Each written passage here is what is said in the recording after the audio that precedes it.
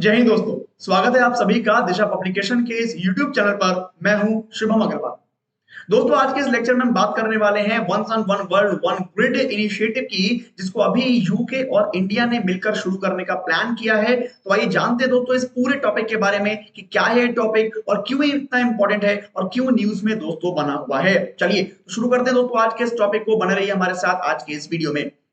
दोस्तों, अगर बात करें इस टॉपिक की तो अभी इंडिया और यूके ने मिलकर दोस्तों एक डिक्लेरेशन किया है one sun one world one grid एक इनिशिएटिव का, जिसको दोस्तों अभी आगे आने वाली कॉप 26 मीटिंग में दोस्तों घोषणा किया जाना है। जी हाँ, जो कॉप 26 मीटिंग होने वाली है अभी, जिसको हम लोग मानते हैं कि 31 अक्टूबर से 12 नवंबर के बीच में होगी स्कॉटलैंड में, वहां पर दोस्तों इसको शेड्यूल किया जाएगा।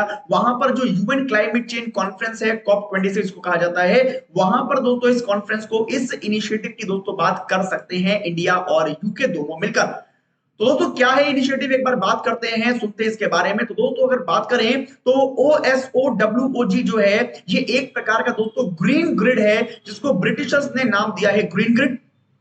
इसका मकसद दोस्तों यही है कि ये ट्रांसनेशनल इलेक्ट्रिसिटी ग्रिड की तरह काम करेगा, जिसके द्वारा दोस्तों पूरे देशों में सोलर पावर की सप्लाई की जाएगी। जी हां दोस्तों, यहां पर एक कॉन्सेप्ट लिया गया है द सन नेवर सेट्स, यानी सूर्य कभी डूबता नहीं है। इस कॉन्सेप्ट के आधार पर हर एक देश को सोलर पावर कनेक्टिविटी से जोड़ा जाएगा, ताकि दोस्तों इलेक्ट्रिसिटी ग्रिड यहां पर लगाई जा सके, ताकि हर देश एक दूसरे देश को सोलर पावर के तहत इलेक्ट्रिसिटी सप्लाई कर सके। इससे दोस्तों बहुत फायदे होने वाले हैं। तो आइए जानते हैं इस पूरे प्रोजेक्ट के बारे में। दोस्तों अगर बात करें कि ये है क्या चीज, तो सबसे पहले मैं आपको बता दूं कि इसके पीछे इस जो विजन है one world one sun one grid का, इसके पीछे एक सेंटेंस जो मैंने अभी बोला था, द सन नेवर सेट्स, दोस्तों यही सेंटेंस काम करता है। और इसी से दोस्तों यहां पे अंदाजा लगाया जाता है कि सन जो है वो किसी ना किसी जगह पर हर समय रहता है। ज्योग्राफिकल लोकेशंस की अगर बात करें तो ग्लोबली सन हमेशा किसी ना किसी पार्ट में उदित रहता है, हमेशा किसी ना किसी पार्ट में रहता है। और यही दोस्तों कॉन्सेप्ट है इस पूरे मिशन का। यहां पर दोस्तों कहा गया है कि इस पूरी स्कीम के तहत हम लोग क्या करेंगे, ग्लोबल सिग्निफिकेंस के तौर पर हम लोग करेंगे शेयर अपनी इकोनॉमिक्स को। जी हां दोस्तों, भारत का जो प्लान है यूके के साथ, इसका मकसद यही है कि पूरे विश्व को एक सोलर कनेक्टिविटी के माध्यम से जोड़ दिया जाए। और दोस्तों यहां पर जो टेक्निकल असिस्टेंस देने का काम है वो दोस्तों वर्ल्ड बैंक के द्वारा यहां पर किया जाएगा। ये भी दोस्तों एक खास इंपॉर्टेंट बात हो जाती है। अगर दोस्तों बात करें तो हम लोग यहां पर बात करें कि इससे पहले भी जैसा ये सोलर ग्रिड की तरह हमने बात की है, यहां पर सभी देश जो है सोलर ग्रिड के माध्यम से आपस में जुड़ेंगे। इससे पहले भी दोस्तों सभी देशों के बीच में भारत और फ्रांस की अगुवाई में इंटरनेशनल सोलर अलायंस बन चुका है, जिसमें दोस्तों सभी देश पहले से ही आपस में जुड़े हुए हैं। लगभग लगभग 80 देश जो है वो दोस्तों यहां पर इसके मेंबर है, जिसको दोस्तों फ्रांस और इंडिया के द्वारा शुरू किया गया था। इसका मकसद भी यही था, इंटरनेशनल सोलर अलायंस, इसका मकसद भी यही था कि किसी भी तरीके से सोलर स्पेक्ट्रम को इजीली दोस्तों अवेलेबल किया जाए, इजीली डिवाइड किया जाए दोस्तों टू ब्रॉड जोन्स में, यानी दो बड़े जोन्स में इसको डिवाइड यहां पर किया जाए। ये पूरा इसका मकसद था। और वो जोन कौन कौन से, सबसे पहले दोस्तों फार ईस्ट है, यानी सबसे ईस्ट में जो देश हैं, चाहे वो म्यांमार हो गया, वियतनाम हो गया, थाईलैंड हो गया, लाओ कंबोडिया हो गया, और या फिर वेस्ट में जो देश है, मिडिल ईस्ट हो गया या अफ्रीकन रीजन हो गया। इस पूरे रीजन को दोस्तों सोलर अलायंस में लेके आना या सोलर कनेक्टिविटी के माध्यम से ज्वाइन करना, जोड़ना, ये इसका मकसद दोस्तों यहां पर रहा था। अब तीन फेज दोस्तों कौन से होंगे इस मिशन के, वन सन वन ग्रिड और वन सन के। तो पहले प्लान में अगर देखें तो पहला फेज जो इसका होगा दोस्तों, उस प्लान के तहत जितने भी एशियन कॉन्टिनेंट्स हैं, एशियन कॉन्टिनेंट में जो कनेक्शन है दोस्तों वो यहां पर किया जाएगा।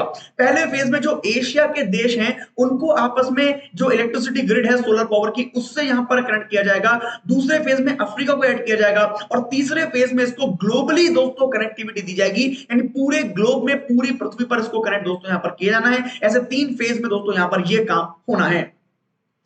यहीं पर बात करें दोस्तों तो क्या इंपॉर्टेंस है इसकी, क्या फायदे हैं, उसकी भी एक बार बात कर लेते हैं। तो मैं आपको बता दूं कि देखिए, जब भी काम जुड़कर होता है, जब भी काम एक साथ होता है, तो सीधी सीधी बात है कि वहां पे प्रोजेक्ट की जो कॉस्ट है दोस्तों वो घट जाती है।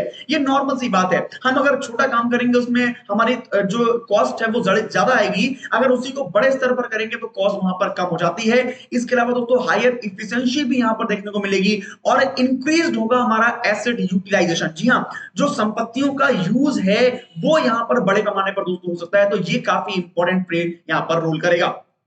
इसके अलावा दोस्तों यहां पर एक बात और भी देखने को मिलेगी कि अगर ये यहां पर होता है प्रोजेक्ट सफल, तो यहां पर दोस्तों बड़ा इन्वेस्टमेंट देखने को मिल सकता है, क्योंकि it will not require a parallel grid infrastructure due to working of the existing grid. यानी यहां पर जो पहले से ही उपस्थित जो ग्रिड है वो यहां पर काम नहीं करेंगी और हमें पूरी ग्रिड दोस्तों यहां पे लगानी होगी। तो एक अच्छा बड़ा इन्वेस्टमेंट देखने को मिल सकता है, जिससे काफी नौकरियां और काफी इकोनॉमी दोस्तों डेवलप कर सकती है। तो ये काफी इंपॉर्टेंट हो जाता है यहां पर दोस्तों देखना कि किस तरीके से ये ग्रिड और इस पर काम दोस्तों किया जाएगा। साथ में अगर बात करें दोस्तों तो एक पॉजिटिव इंपैक्ट यहां पर जरूर पड़ने वाला है, चाहे हम सपोर्ट की बात करें, मिटिगेशन की बात करें, वाटर की बात करें, सैनिटाइजेशन की बात करें, या किसी भी चैलेंज की यहां पर सोशियो इकोनॉमिक चैलेंज की बात करें, हर एक चीज पर दोस्तों इसका इकोनॉमिकल बेनिफिट पड़ने वाला है, एक आर्थिक प्रभाव इस पर पड़ने वाला है और निश्चित रूप से वो एक पॉजिटिव यहां पर इफेक्ट देखने को मिलने वाला है। अगर ये प्रोजेक्ट हमारा सफल हो जाता है तो यहां पर एक पावर सप्लाई का दोस्तों बहुत ही अच्छा ऑप्शन हमें मिल जाएगा, जिससे दोस्तों जो नेशनल रिन्यूएबल एनर्जी मैनेजमेंट है उसके भी दोस्तों सेंटर्स को ग्रो करने में इंडिया को मदद मिलेगी। जो रीजनल और ग्लोबल मैनेजमेंट है हमारे सेंटर्स का, वो दोस्तों यहां पर बहुत आसानी से यहां पर हो सकता है। तो ये काफी आसान हो जाएगा दोस्तों अगर ये प्रोजेक्ट हमारा सफल हो जाता है। जिस तरीके से दोस्तों हमने देखा कोविड 19 पेंडेमिक यहां पर आया और इंडिया के सामने दोस्तों एक अपॉर्चुनिटी बनकर दोस्तों ये आया है, जिसमें हम लोग पूरे ग्लोबल स्ट्रैटेजी को इन्वॉल्व कर सकते हैं। तो ये भारत का हमने एक बड़ा मुद्दा दोस्तों, बड़ा मौका यहां पर है, ताकि अपने आप को दोस्तों यहां पर एक एनर्जी सुपर पावर के रूप में भारत यहां पर खड़ा कर सकता है। तो ये देखना होगा कैसे भारत यहां पे आगे कर पाता है।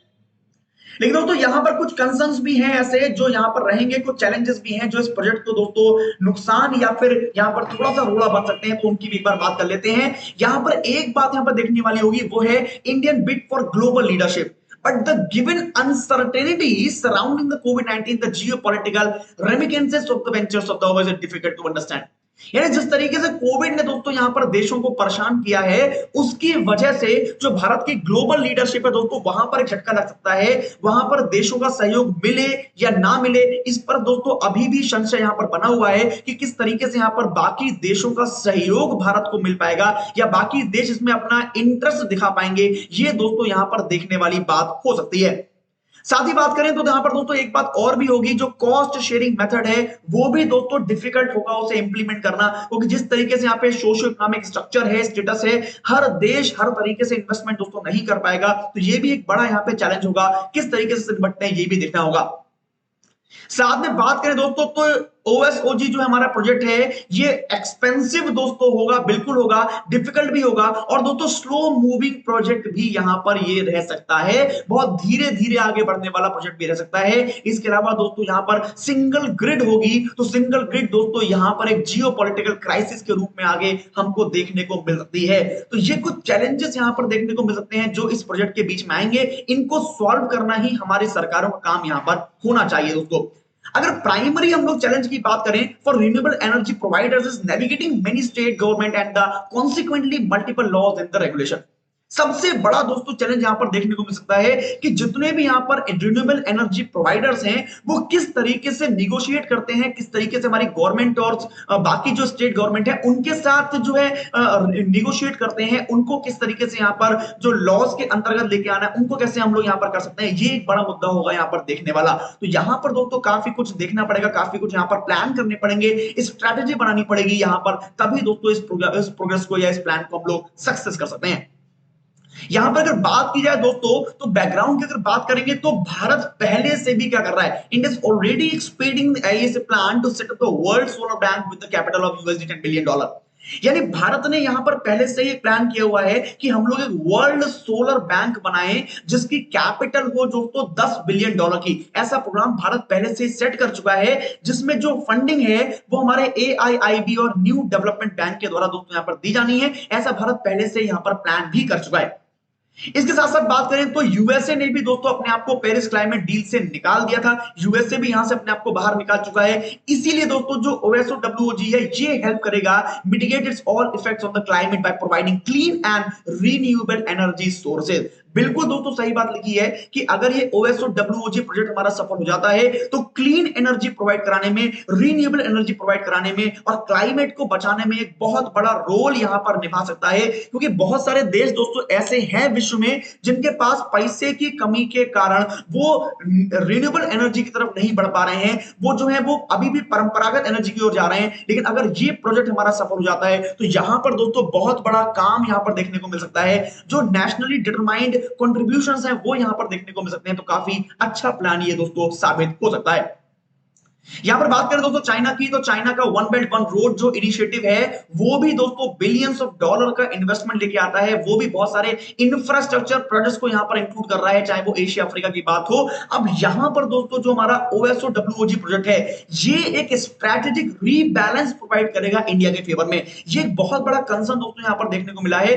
जिस तरीके से चाइना ने अपने ओबीआर प्रोजेक्ट के माध्यम से पूरे वर्ल्ड को कनेक्ट करने का प्लान किया है और पूरे वर्ल्ड के देशों में इन्वेस्टमेंट किया है, वहां के देशों में पैसा लगाया है, जिससे वो देश अब चाइना के साथ जुड़ गए हैं। तो यहां पर भारत का जो प्लान है ओएसओ डब्ल्यूओजी, ये बिल्कुल स्ट्रैटेजिक रीबैलेंस प्रोवाइड करेगा बाकी सारे देशों के साथ। जो चाइना के संबंध बन गए हैं उनको भारत की तरफ दोबारा लाने का यहां पर एक प्रयास रहेगा। ये बिल्कुल दोस्तों कंट्रोल और रेगुलेट करेगा। जो चाइनीज डोमिनेंस बढ़ रहा है उसको भी यहां पर दोस्तों भारत के पक्ष में लेकर आएगा। तो एक बहुत ही बढ़िया अल्टरनेटिव भारत की सरकार ने यहां पर देखा है। बस उम्मीद करते हैं कि सारी चीजें सही हो और ये प्रोजेक्ट दोस्तों सही से यहां पे कामयाब हो जाए। तो दोस्तों आज के इस लेक्चर में बात करेंगे इतनी ही। हमने पूरे इस प्रोजेक्ट को पढ़ा। कैसा लगा आपको ये प्रोजेक्ट मुझे बताइए, और क्या आपको चीज समझ में आई मुझे बताइए आप कमेंट बॉक्स में। यहां पर दोस्तों अपना फीडबैक दीजिए और मुझे बताइए कैसे लग रहे हैं आपको हमारे लेक्चर्स। इस लेक्चर्स को दोस्तों लाइक कीजिए, शेयर कीजिए और दोस्तों इसको सभी दोस्तों में भेजिए भी, सेंड भी कीजिए, शेयर भी कीजिए, ताकि ये इंफॉर्मेशन सभी तक पहुंच पाए और सभी के एग्जाम में दोस्तों फायदा मिल पाए। मैं आपके साथ यहां पर रहूंगा दिशा एप्लीकेशन पर, हमेशा आपके लिए बेहतरीन टॉपिक यहां पर लेके आता रहूंगा। और भी बहुत सारी सीरीज आपके लिए हमने प्लान की हुई है जो कि बहुत जल्दी आपके साथ हम लोग शेयर करने वाले हैं। तो बने रहिए हमारे साथ दिशा एप्लीकेशन पर और अपने एग्जाम की तैयारी दोस्तों अच्छे से करते रहिए। चलिए विदा लूंगा दोस्तों आपसे। आप सभी लोग खुश रहें, सुरक्षित रहें, स्वस्थ रहें, हमेशा ऊर्जाओं से भरे रहें और हमेशा दोस्तों अपने आलस से दूर रहें। इन्हीं शुभकामनाओं के साथ दोस्तों आप सभी को मेरा नमस्कार, आप सभी को मेरा जय हिंद।